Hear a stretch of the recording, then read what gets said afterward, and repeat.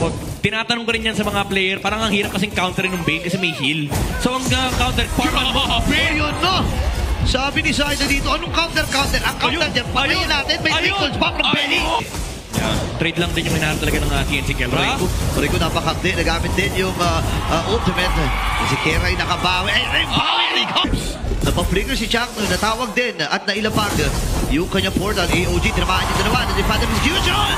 At tunaw kagad si Chuck, baka yun sila sa magiging next. Tatlo kagad. Mahirap lang tumipensya dito, pero si Trimar, mayang gulo! Bukan lang talaga, Blazing Duet, pa-attract para dito kay Killa, papanabuhin yung Super Blitz. Pero nagamit niya yung defender, yung immortality, and yung AOG, tinamaan niya tatlo na miyembro dito ng TNC. Ang papalo ng buhay dito ni Trimar, pero tumatas pa rin siya, pero mapapatay siya. At ang Onyx PH ay magtatagumpay. Wala, hindi ko alam ba't siya ni TP, pero siyempre pag mindset ko lagi, pag may nagaganon TP, pagka nakabawi ako, titiper ako eh. Kumbaga, siguro pang painit na pangpasaya. Halo.